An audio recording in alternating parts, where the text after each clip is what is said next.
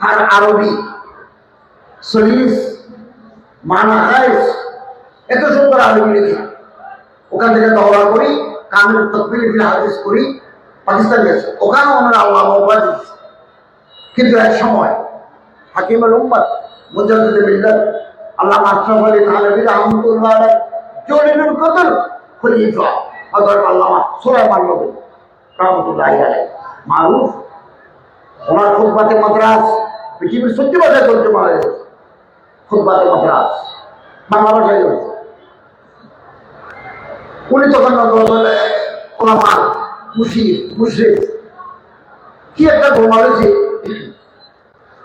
তালিমি নিজাম নিয়ে এই ছাত্র শহীদ ছাত্র নাইকে বক্তৃতা করি হযরত মাওলানা সুলাইমান নবী রাহমাতুল্লাহ আলাইহি ইজ্জত নষ্ট হয়, ইজ্জত শেখানি হয়, সম্মান কমে যায়, এরকম বক্তব্য আছে। হযরত কামরার ভিতরে কেবল শুনে আছে, কিছু বলে নাই, কিচ্ছু বলে নাই। কিছুদিন পরে এই ছাত্র পাগল হয়ে গেছে, পাগল উঠানে খুঁটির সাথে রশিদে বাঁধি আছে। আবুল হাসান নদভী সাহেবের বড় ভাইয়ের নাম ডাক্তার আব্দুল আলী। ওনারে আত্মীয়স্বজন এসে বলেন যে ওর অবস্থা খারাপ, আপনি এসে একটা ওষুধ দেন। সেই আবুল হাসান নদভী বলেন আমিও গেলাম। মারুফ মশহুর তালেব ইলম পাগল গেছে, দিয়ে দেখলেন হাত বাঁধা খুঁটির সাথে, এবং ওষুধ দিলেন। সে আবুল হাসান নদভী নদওয়াতে এসে নদওয়াতে এসে হযরত সুলাইমান নদভী রাহমাতুল্লাহি বলেন হযরত মাফ করিলেন, আমি আপনার পক্ষ থেকে আপনার মাপ চাই। ছাত্র বিয়াদবি করছে উস্তাদের সাথে, আমি মাপ চাই, আপনি আল্লাহর কাছে দোয়া করুন সে যেন ভালো হয়ে যায়। খলিফা এই ধারণা বললাম আমি তো তার মতো দোয়া করি নাই, সে আমার গালি দিছে, মানুষ এগুলো শুনছে, আমি তো বলি না। 3 দিন পরে হযরত সুলাইমান নবী রাহমাতুল্লাহ আবুল হাসান নদভীকে বললেন তোমার কথা মতো আমি তার জন্য আল্লাহর দরবারে দোয়া করেছি। 3 দিন পরে ওই ছাত্র ভালো হয়ে গেছে, পাগলামে বন্ধ হয়ে গেছে। দেখছেন ওস্তাদ, ওস্তাদ ভালো হয়ে গেছে, কিন্তু 34 বছর বয়সে মারা গেছে। এটাও লেখা আছে। ইমাম শাফিঈ রাহমাতুল্লাহ বলেন বহু মানুষ আছে যারা দুনিয়ায় নাই, কিন্তু তাদের মাকারিমে আখলাক, তাদের চরিত্র দুনিয়ার উপরে এই আলোর বাতির মতো করে ঝলঝল করছে। মাতা ইনসান ওমা মাতাত মাকারিমুহু ওয়া আশা ইনসান ওয়া হুম ফিন নাস আমওয়াত। আমরা ইমাম শাফিঈ সাহেবের কবর আছে মিশরে, ওনার আমরা ফকিহ হিসাবে জানি, কিন্তু উনি বিখ্যাত শায়ের, ওনার কিতাবের নাম দিওয়ানুশ শাফিঈ। আমরা তো এগুলো পড়ি নাই। দিওয়ানুশ শাফিঈ বিখ্যাত কিতাব। বহু মানুষ দুনিয়া থেকে চলে গেছে, কিন্তু মানুষের মুখোমুখি তাদের কথা। আর বহু মানুষ দুনিয়াতে জীবিত আছে, মরা, কেউ থাকে না। আমরা আল্লাহর যেন নারাজ না করি, গুনাহ থেকে আমরা তওবা করব, গুনাহ থেকে তওবা করব। আর তাই তওবা করার এই সমস্ত মাদ্রাসাওয়ালারা, এই সমস্ত মসজিদওয়ালারা, খানাকাওয়ালারা, ওলামায়ে কেরাম মানুষের চরিত্রকে ভালো করার জন্য, আখলাকে হামিদা আনার জন্য মেহনত করে যাচ্ছে। কোনো বেতন নাই, কিছু নাই, কোনো সার্ভিস বেনিফিট নেই, একটা ভালো সেন্টার নাই, এটা ভালো জামা নেই। এই জাতি, বাংলাদেশের জনগণ ওলামায়ে কেরামদের কাছে মমনুন। আমরা কৃতজ্ঞ, জাতি কৃতজ্ঞ, শুকরগুজার ওলামাদের কাছে। নিজের বাড়ি নেই, মাদ্রাসার জন্য বিল্ডিং করে দিচ্ছে। আল্লাহ তাআলা আমাদের সবাইকে হযরত রাসূল করিম সাল্লাল্লাহু আলাইহি ওয়াসাল্লামের তরিকা মতে, সুন্নাত মতে চলার, সাহাবায়ে কেরামদের তরিকা মতে চলার, তারপরে সাহাবার উপর আমল করার তৌফিক দান করুন। আমিন। এবং ইনশাআল্লাহ আজিজ, আমরা আশাবাদী, আমরা এখন 24 জনের দেশ চালাই। প্রফেসর ডক্টর মোহাম্মদ ইউনূস সাহেব আমাদের প্রধান। আমরা 23 জন, এবং আমি আলহামদুলিল্লাহ বাংলাদেশের স্বাধীন হওয়ার পরে আগে ধর্মমন্ত্রী অনেকে ছিলেন, তারা প্রতিমন্ত্রী, উপমন্ত্রী, হাউস মিনিস্টার, ওয়াটার মিনিস্টার। আলহামদুলিল্লাহ আমি ক্যাবিনেট মিনিস্টার, ফুল মন্ত্রী একজন। আমি আমার মন্ত্রণালয়ে দুর্নীতি বন্ধ করে দিয়েছি, এবং আলহামদুলিল্লাহ যতটুকু মানুষের প্রয়োজন মসজিদ, মাদ্রাসা, খানাকা, কবরস্থান, সুস্থ সাহায্য করছে যতটুকু। খুব বেশি নয়, আমাদের খুব বেশি ফান্ড নাই, এগুলো করছি সারা বাংলাদেশ আলহামদুলিল্লাহ। এখানে কোনো পয়সার লেনদেন নাই। হজে এই যে চুক্তি করে আসলাম, মিনা আরাফাতে হজ প্রোভাইডার এজেন্সি মুআসসাসা, তারা সেবা দেবেন। তাদের সাথে আমাদের যা চুক্তি ছিল, আমি এবং সচিব আলোচনা করে তাদের সাথে বসে 14,62 টাকা সরকারে আমরা বাঁচাই দিচ্ছি, সাশ্রয় করছি। গত বছর 8.5 কোটি টাকা হারিয়ে ধরে দিয়েছি। 29 কোটি টাকা এজেন্সির টাকা সৌদি আরবের গভর্নমেন্টের ফান্ডে জমা ছিল, কেউ আনতে পারে নাই। আমি মন্ত্রীর সাথে আলোচনা করে ঠিক লিখে এটা এনে এজেন্সির ওয়ালাদের দিয়ে দিয়েছে।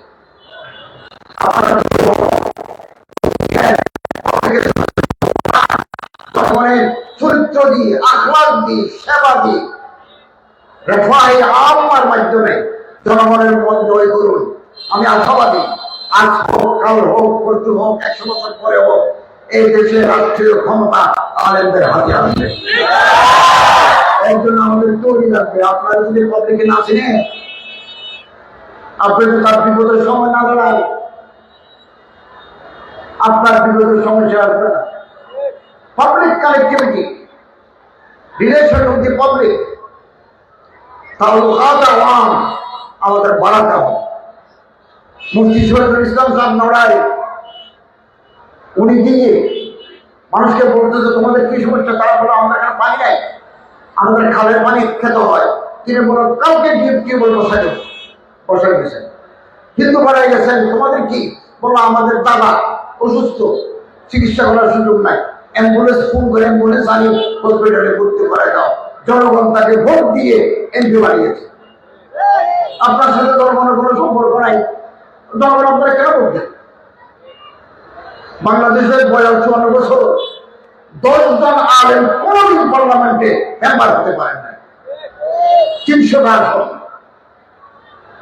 300টা আসন মানুষের কাজে রাখতে হবে। তার কেউ মায়া গেলে আপনি যাবেন, দৌড়ে যাবেন,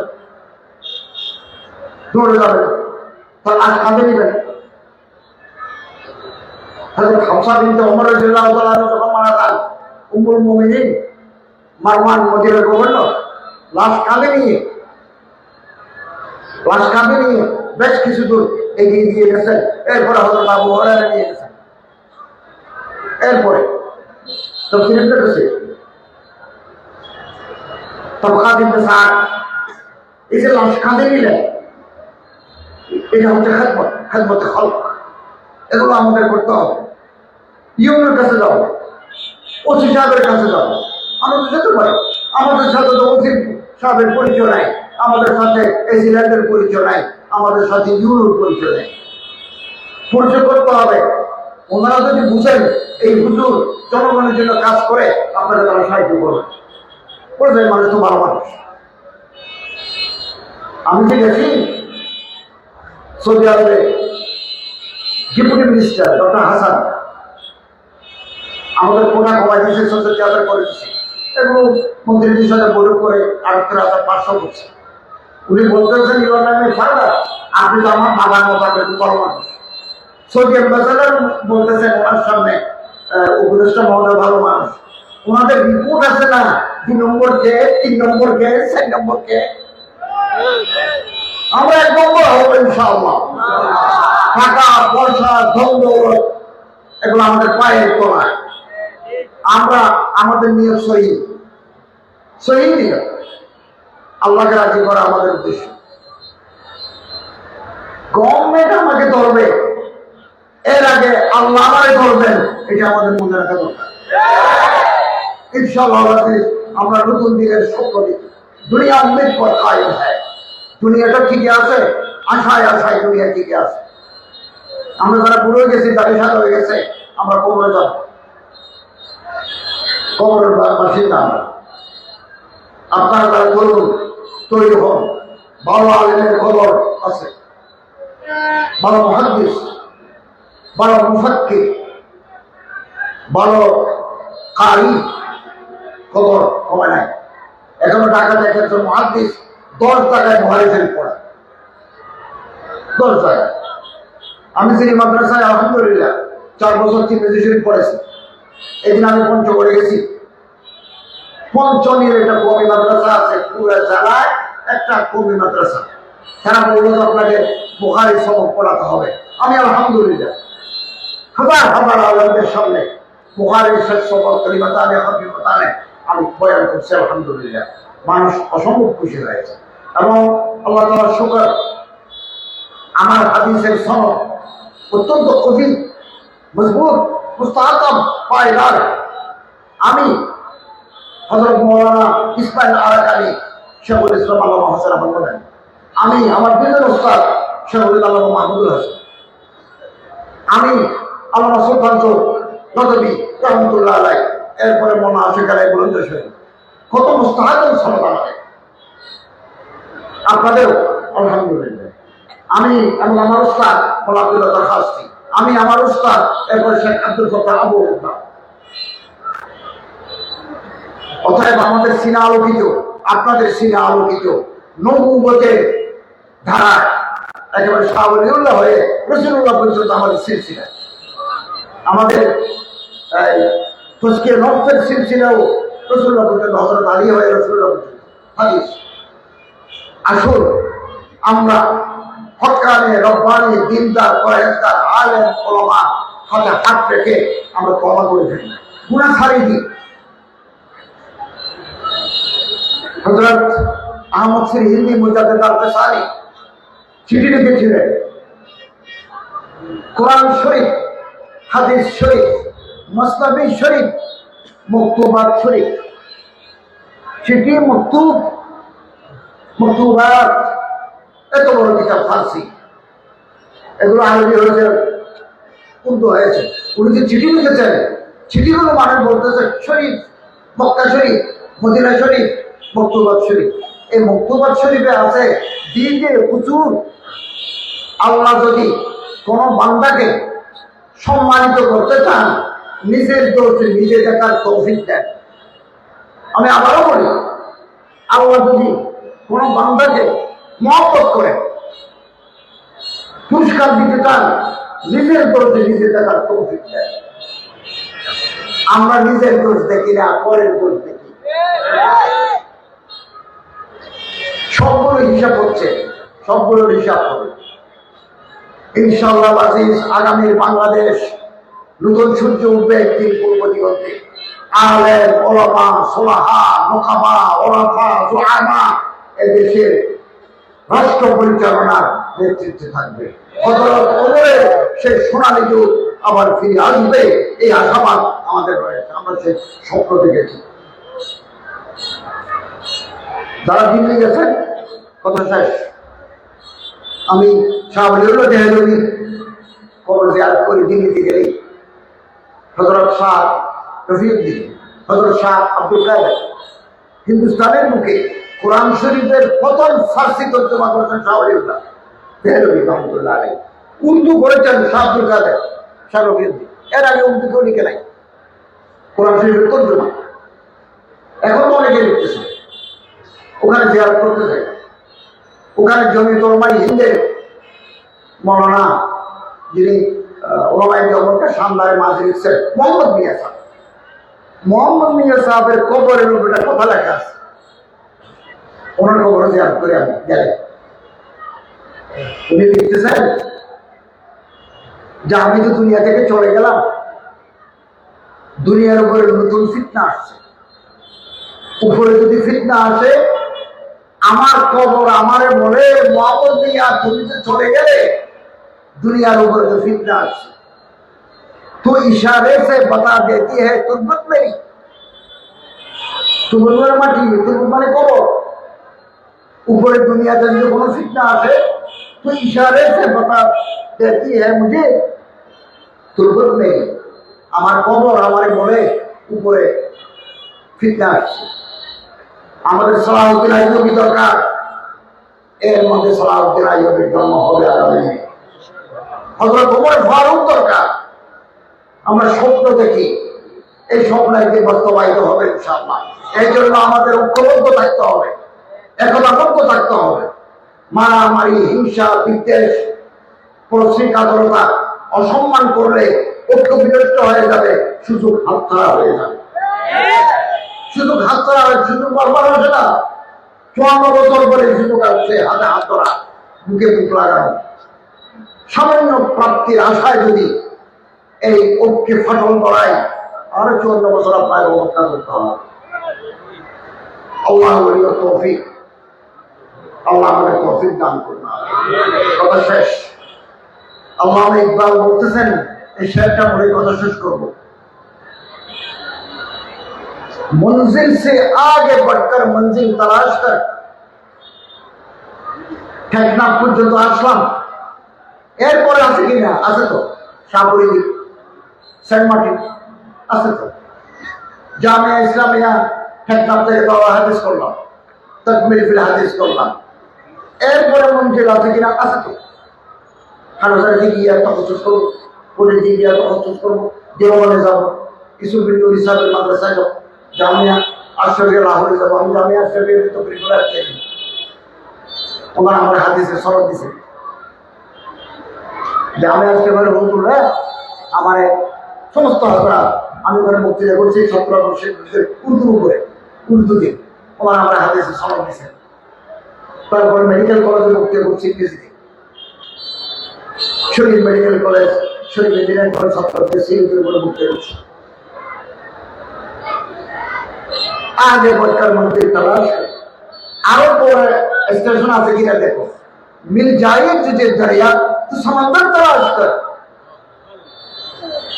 যদি কর্ণফুলী দেখো, কর্ণফুলীতে এপার থেকে ওই পারে দেখা যায়, তাহলে চেষ্টা করে দেখো একটা বড় আছে কিনা। একটু সামনে গেলেই 15 নম্বর পথে অতিক্রম করলে সাগর। मिल जाए तुझे दरिया तो समंदर तलाश कर। हर शीशा टूट जाती है पत्थर के चोट से। पाथर मारे दिले घाट मानी जाए, এটা বিজেপির নিয়ম। पत्थर ही टूट जाए वो शीशा तलाश कर।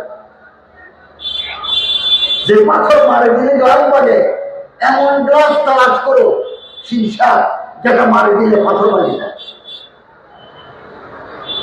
এবং নরম কথায় কাজ হয় বেশি গরম কথার চাইতে। ফুलों की पत्ती से कट सकता है हीरे का जिगर। আল্লাহ আমাদের তৌফিক দান করুন। আমি টেকনাফের মুসলমানদেরকে আল্লাহ তাআলা আরো বেশি ইমানে হৌসলা, আরো বেশি সুন্নতের বলবলা আল্লাহ দান করুন। ওলামায়ে হক্কানি রব্বানীদেরকে ইসলামের আলম বরদার হিসেবে আল্লাহ তাআলা কবুল করুন। হযরত মাওলানা মুফতি কেবলাতুল্লাহ শফিক সাহেবকে আল্লাহ বরকতময় জিন্দেগি দান করুন। স্টেজে যে সমস্ত ওলামায়ে কেরাম, সামনে যে সমস্ত ওলামায়ে কেরাম আছেন, আল্লাহ তাদেরকে বরকতময় জিন্দেগি, খুশ আখলাকি জিন্দেগি আল্লাহ তাআলা দান করুন। আমিন। ওয়া আখিরু দাওয়ানা আলহামদুলিল্লাহি রাব্বিল আলামিন। আসসালামু আলাইকুম ওয়া রাহমাতুল্লাহি ওয়া বারাকাতুহু। হবে না পরিপূর্ণ উত্তর যতক্ষণ দিবেন না ততক্ষণ আমি খালি সালাম দিতে থাকবো। আসসালামু আলাইকুম ওয়া রাহমাতুল্লাহি ওয়া বারাকাতুহু।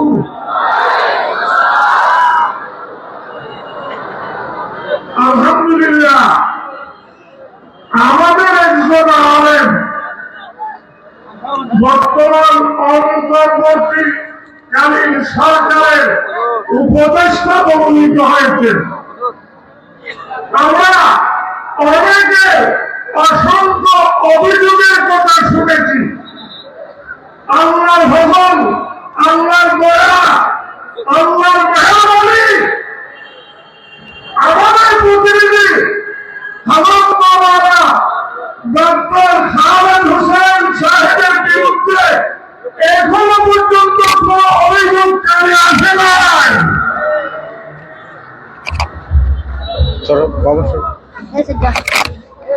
দর্শক, ধর্ম উপদেষ্টা ইতিমধ্যে ত্যাগ করছেন এবং তিনি বক্তব্য রাখছেন, আপনারা হয়তো দেখছেন দর্শক।